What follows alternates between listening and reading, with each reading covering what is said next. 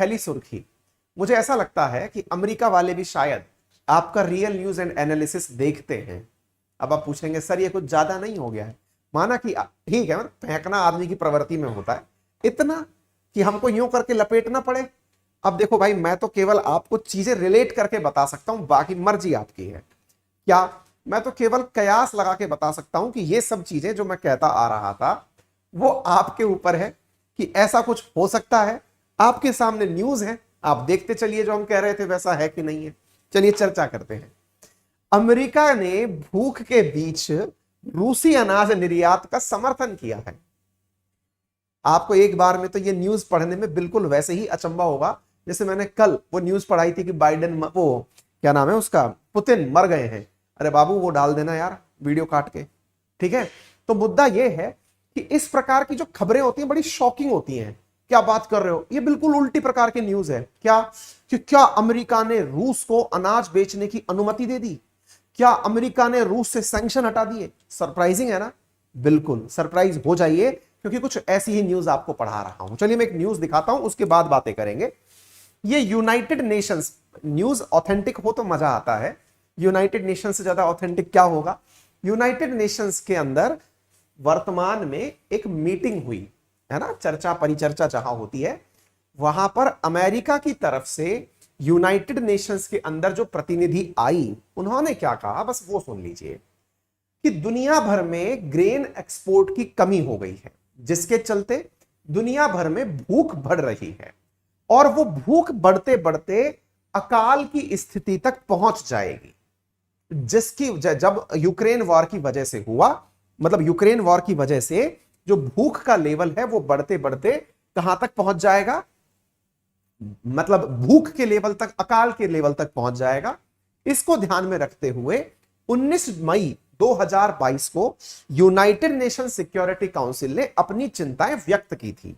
याद होगा हमने आपको पहले भी बताया था, यही कारण भी था, और मैंने ये न्यूज भी कवर किया। अगर आप पुराने विद्यार्थी हैं तो कमेंट बॉक्स में जरूर बताएं, जिसमें मैंने ये बताया था कि यूएन की तरफ से एंटोनियो गुटेरस रूस की यात्रा पर गए थे और युद्ध के दौरान गए थे ये कहने के लिए। और अगर आप हो तो जल्दी से कमेंट बॉक्स में थम्स अप करके बता दें, पोल में पार्टिसिपेट करके बता दें कि यस और नो, यूएन के जो सेक्रेटरी थे एंटोनियो गुटेरस, उनकी मास्को यात्रा आपको याद भी है? यस और नो, क्लियर? तो पॉइंट यह है मेरे प्यारे साथियों कि एंटोनियो गुटेरस जब मास्को गए थे तो उन्होंने वन सूत्री एजेंडा वहां रखा था। क्या? कि भाई साहब एक बार के लिए कुछ भी करके अपने अनाज को दुनिया तक पहुंचा दो, अदरवाइज लोग भूख से मर जाएंगे। ठीक है साहब। अब एक और न्यूज पढ़ते हैं। 12 अप्रैल की न्यूज है जिसमें था कि रशिया यूक्रेन का वार जो है वो दुनिया भर के अंदर फर्टिलाइजर की भी बहुत ज्यादा स्थिति खराब करेगा। बहुत सारे विद्यार्थियों ने यूएन के अंदर जो भी बातें हुई हैं, 91% विद्यार्थियों को याद है कि हमने कुछ ऐसा पढ़ा था। एक और न्यूज पढ़ाता हूं, यह भी मैंने आपको पढ़ाई है, मैं इसलिए आपको पढ़ा रहा हूं ताकि आप चीजें रिलेट कर पाए। दुनिया भर में फर्टिलाइजर की जो मुसीबत उत्पन्न हुई थी, यह भी मैंने आपको बताया था कि मार्केट के अंदर कीमतें बढ़ जाएंगी, क्योंकि दुनिया भर में फर्टिलाइजर्स का सबसे बड़ा सप्लायर रूस है, जो कि इस समय सैंक्शंस का सामना कर रहा है। ये दो बातें याद आ गई। अब चलते हैं थोड़ा आगे, जरा इस न्यूज को सुनिए क्या कहा गया है। तारीखों को मैच करते चले। जून 1 की न्यूज है, यानी आज की न्यूज है। न्यूज क्या है? अमेरिका ने, बैक का मतलब होता है समर्थन करना, Russian grain export amid hunger, यानी अमेरिका ने रशिया का समर्थन किया है। किस बात को लेकर के? कि आप अपने ग्रेन का एक्सपोर्ट करिए। एक्सपोर्ट करिए का मतलब है कि रूस जो है वो अपने गेहूं को भेज सकता है, यानी बेच सकता है। समझ में नहीं आ रहा है कि रूस को युद्ध करने का कहा जा रहा है कि रोकने का कहा जा रहा है? आगे सुनिएगा। अब ये सारे अखबारों की, बढ़िया बढ़िया अखबारों की न्यूज हेडलाइंस है कि यूएस ने बैक किया है रशियन ग्रेन एक्सपोर्ट को दुनिया की बढ़ती हुई भूख को देखते हुए। ये बिजनेस स्टैंडर्ड की भी न्यूज है। इसका मतलब यह हुआ कि रूस को अमेरिका की ग्रीन सिग्नल मिल चुकी है कि आप अपना गेहूं बेचना शुरू करिए। क्या आपको नहीं लगता यह भी एक जियोपॉलिटिक्स का बहुत प्रचंड तरीका था? भारत ने अपने एक्सपोर्ट बैन कर दिए, चीन ने अपने एक्सपोर्ट बैन कर दिए, सब तरफ से ऐसी स्थिति क्रिएट कर दी गई कि अमेरिका को मजबूरन रूस से कहना पड़ा कि आप गेहूं भेजिए, यानी कि मार्केट में रिलीज करिए। अब आप पूछेंगे 1 मिनट सर, कुछ आपने ऐसी न्यूज हमें और पढ़ाई थी। चलिए मैं बताता हूं, आप इस न्यूज को देखिए। मैंने आज से 4 दिन पहले, शायद आप इस चीज को अच्छे से देख पाए, एक बार इस स्क्रीन को देखो तुम, इसमें ना बहुत ब्लर दिखता है, यहां पे तो क्लियर दिख रहा है लेकिन कैमरे में ब्लर दिखता है, इसको सही करेंगे, कैमरे को सेट करना एक बार हमसे। यहां पर देखो आप, यहां पर मैंने आपको बताया कि रूस ने अमेरिका को ऑफर दिया था, मैंने 4 दिन पहले पढ़ाया है आपको, और मैं इसी कारण से कह रहा हूं आपसे कि शायद अमेरिका हमारी बात सुन रहा है। रूस ने अमेरिका को ऑफर दिया था, क्या ऑफर दिया था कि भाई साहब यदि चाहते हो दुनिया को भूख से बचाना, ये स्क्रीनशॉट है, आप चाहे देख सकते हैं, मॉस्को ने अमेरिका से कहा था कि यदि अमेरिका हम पर से सैंक्शन हटाए, कौन से सैंक्शन, कि रूस के ऊपर जो प्रतिबंध लगे हैं उनमें कमी करे, तो वो यूक्रेन के गेहूं को बेचने की इजाजत दे देगा। आप देख सकते हैं, ये मेरे द्वारा आज से 4 दिन पहले पढ़ाया हुआ सेशन है, जिसमें इन्होंने कहा था कि हम दुनिया को भूख से बचा सकते हैं क्योंकि इसके कई मेजर पोर्ट पर रशिया का कंट्रोल है। और जब कई मेजर पोर्ट पर रशिया का कंट्रोल है, तो ऐसी स्थिति में यूक्रेन का अनाज बाहर कैसे निकले, ये तो रशिया डिसाइड करेगा। और अगर रशिया ये डिसाइड करेगा, तो रशिया ने कहा कि मैं गेहूं की सप्लाई बढ़वा सकता हूं, लेकिन आपको हमें सैंक्शंस में राहत देनी होगी।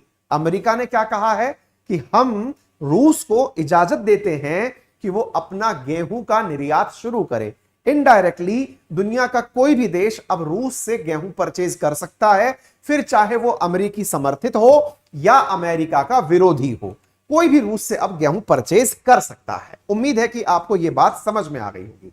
मैंने ये न्यूज आपको 26 मई को पढ़ाई थी, जब अमेरिका ने यह कहा था कि हम अमेरिका वाले रूस के प्रस्ताव को स्वीकार नहीं करेंगे। लेकिन आज सारी स्थितियां बदल चुकी हैं, अमेरिका रशियन दबाव में रशिया की शर्तें मानने के लिए तैयार हो गया है। यह जानकारी आई कहां से साहब बाहर, यह जानकारी आई अमेरिका के एम्बेसडर बोले तो जैसे हमारे एस एन तिरुमूर्ति साहब है ना, जो यूएन के अंदर भारत की तरफ से नियुक्त किए हुए हैं, जिन्हें आपने यूक्रेन वॉर के समय बहुत ज्यादा सुना है, देखा है।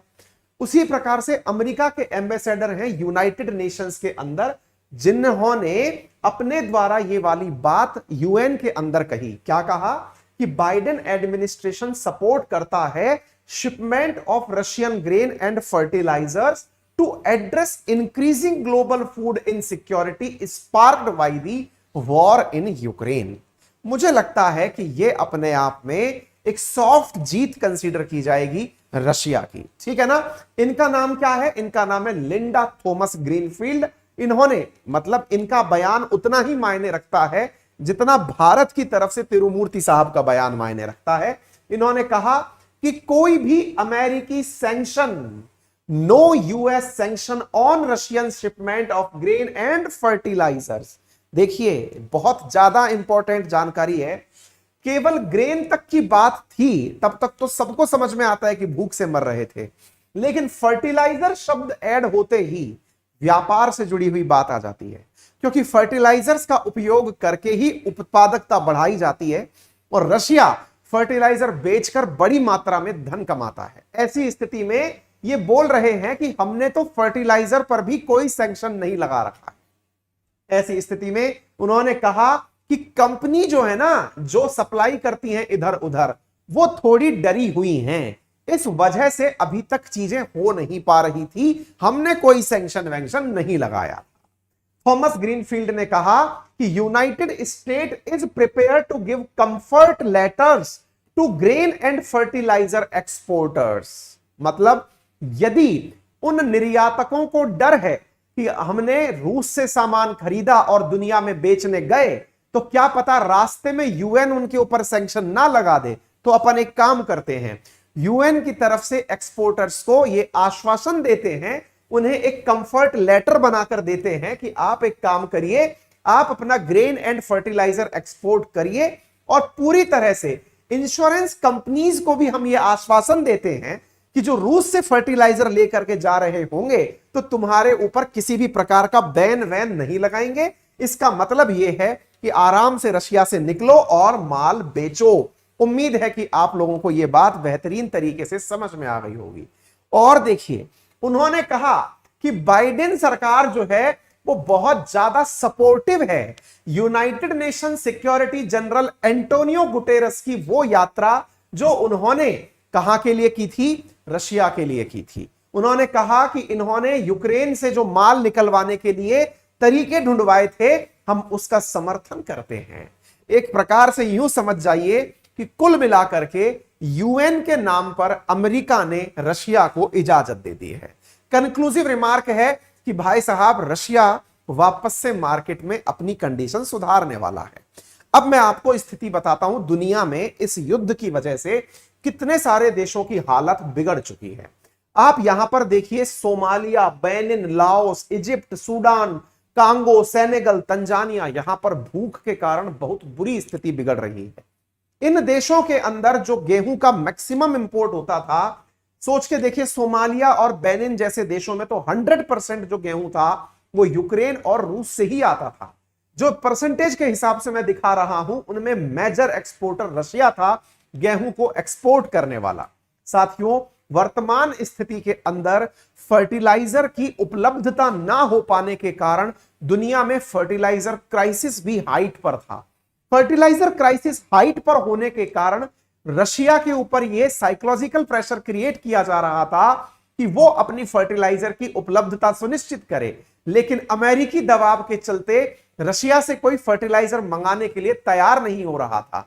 मैं आपको बताता हूं, दुनिया में जब से रूस और यूक्रेन वॉर शुरू हुआ है, तब से फर्टिलाइजर की कीमतें जो हैं ये $231 प्रति बैग तक चली गई हैं। यानी कि ये अपने आप में एक बहुत बड़ा फिगर है। आप इससे अंदाजा लगाइए, 2020 में जहां फर्टिलाइजर की कीमतें यहां थी, ये बाउंस करके यहां तक चली गई। फर्टिलाइजर की कीमतों में जो वृद्धि हुई, इस वृद्धि को देखते हुए आप यहां पर एक तथ्य को ध्यान से देखें और उसके बाद में यह कारण ढूंढने का प्रयास करें कि रशिया के दिन अच्छे हैं। दिन अच्छे हैं, इसके पीछे का कारण देखिए आप।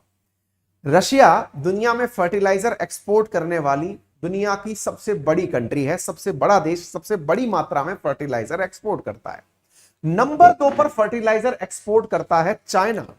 नंबर 3 पर फर्टिलाइजर एक्सपोर्ट करता है कनाडा। देखिए, जब कहते हैं कि जब आपका समय अच्छा हो तो परिस्थितियां स्वतः ही अपने समर्थन में आ जाती है। कनाडा जो है वो अमेरिका का एकदम, मतलब एकदम से कहते हैं ना, एकदम लाल सलाम टाइप से। अमेरिका ने कहा कि ये बैन होना चाहिए तो बैन होना चाहिए टाइप से।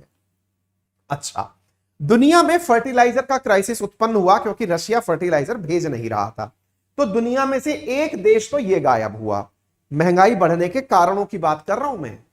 आपको जान के आश्चर्य होगा, चीन जो नंबर 2 पर है, इसने अपने फर्टिलाइजर के एक्सपोर्ट पर बैन लगा दिया। ये दोस्ती है, क्योंकि उसे मालूम है कि दुनिया में अगर केओस क्रिएट नहीं किया जाएगा, जरूरत क्रिएट नहीं की जाएगी, तो रशिया को मार्केट कोई देने को तैयार नहीं होगा। चीन ने अपने एक्सपोर्ट पर बैन लगा दिया। ये मैं नहीं बोल रहा, अभी लिखित में दिखा दूंगा आपको सारी चीजें, मेरे को कोई सपने थोड़ी आते हैं। तीसरी चीज कनाडा के बारे में बताता हूं। कनाडा जो कि अमेरिका की तरफ से फील्डिंग के लिए मैदान में उतरा हुआ था, किस्मत देखिए पुतिन की, कनाडा की ट्रेन वर्कर्स ने स्ट्राइक कर दी। ट्रेन वर्कर्स ने स्ट्राइक कर दी तो जो माल गोदाम में लद करके माल इधर से उधर पोर्ट पे जाया करता था, वो रास्ते में अटक गया। यानी मार्केट के अंदर सप्लाई चेन पूरी तरह ध्वस्त हो गई। तीनों फैक्टर लिखे हुए दिखा देता हूं, ये मेरे नहीं है, गार्जियन न्यूज़पेपर के हैं, इधर पढ़ लीजिए।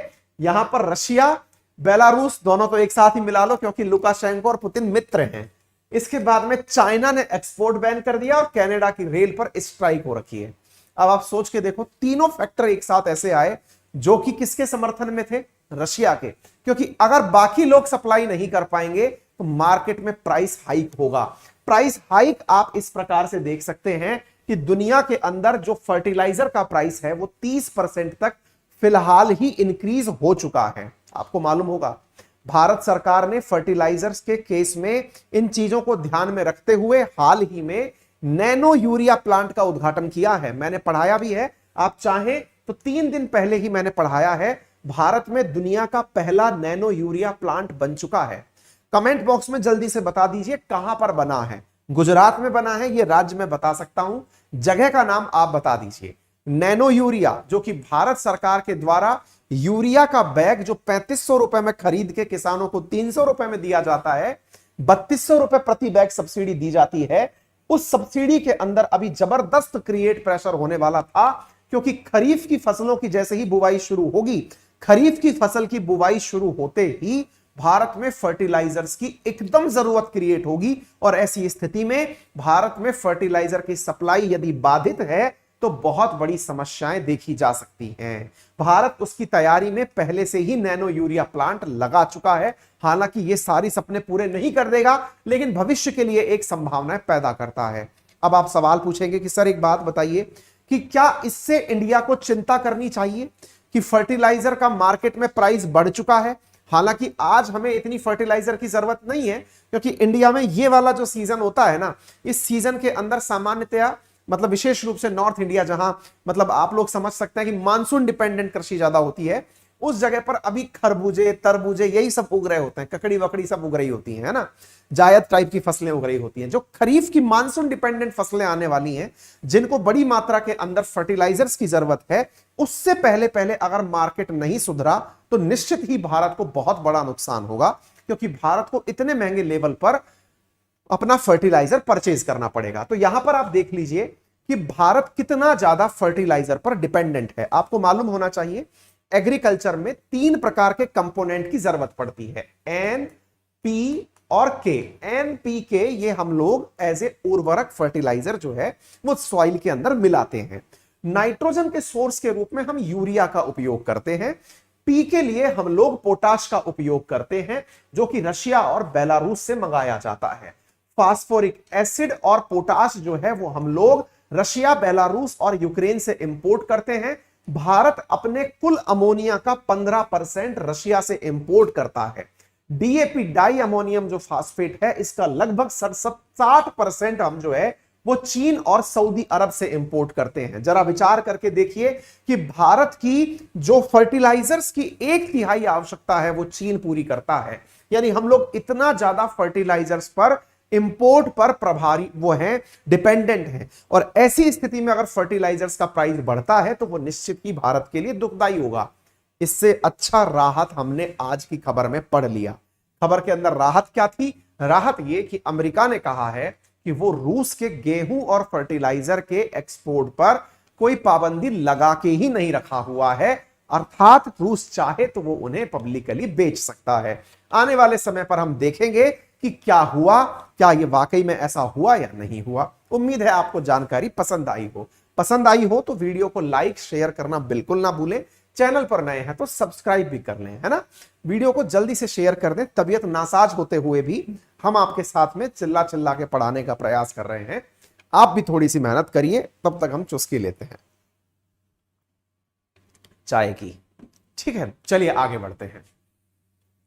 अनअकैडमी पर अगर आप यूपीएससी की तैयारी करते हैं तो हाँ, सुबह के लिए ध्यान रखिएगा। सुबह हमारी स्पेशल क्लास चल रही है 7:30 बजे, आप उसमें प्रेजेंट हो। यूपीएससी कैटेगरी के अंदर अगर आप तैयारी करते हैं तो अनअकैडमी पर इस समय अनअकैडमी लाइट में आप लोगों को प्रीलिम्स को ध्यान में रखते हुए बहुत ही शानदार प्रकार के, सोचिए 55,000 से ज्यादा बच्चे हमारे अनअकैडमी लाइट पर जुड़े हुए हैं। प्रोडक्ट की आप उपयोगिता इससे समझ सकते हैं, ठीक है ना। ये टेस्ट सीरीज है, पेड टेस्ट सीरीज है, जिसमें आप कनेक्ट कर सकते हैं, ठीक है बेटा। इसमें आपको बेस्ट एडुकेटर्स के द्वारा तैयार की हुई कंटेंट मिलती है, आप इसको अंदर पार्टिसिपेट कर सकते हैं, ठीक है बेटा।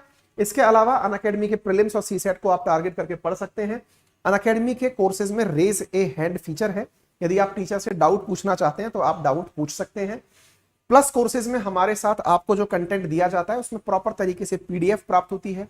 पीडीएफ के साथ साथ आपको पूरा टेस्ट एनालिसिस होता है, टीचर से बात करने का मौका मिलता है। हमारे आइकॉनिक कोर्सेज के अंदर आप टीचर से डायरेक्ट बात कर सकते हैं, क्लास के दौरान उससे कनेक्ट हो सकते हैं, अपने डाउट पूछ सकते हैं। सारा कंटेंट पीडीएफ के फॉर्मेट में प्राप्त कर सकते हैं। ये हमारे सब्सक्रिप्शन का एक और टाइप है जिसे आप आइकॉनिक के नाम से जानते हैं। एसएससी कैटेगरी के अंदर भी हमारे कोर्सेज हैं। मेरा एक नया वीकेंड बैच शुरू हो रहा है एसएससी के अंदर। यदि आप उसे ज्वाइन करना चाहें तो बहुत ही नॉमिनल कीमत पे आपको वो कोर्स उपलब्ध हो जाएगा, आप उसे ज्वाइन कर सकते हैं। Thank you so much. अपना ख्याल रखें, बड़ों का सम्मान करें, छोटों को प्यार दें, अपना व्यक्तित्व इस प्रकार से विकसित करें कि महिलाएं आपके साथ सुरक्षित महसूस करें।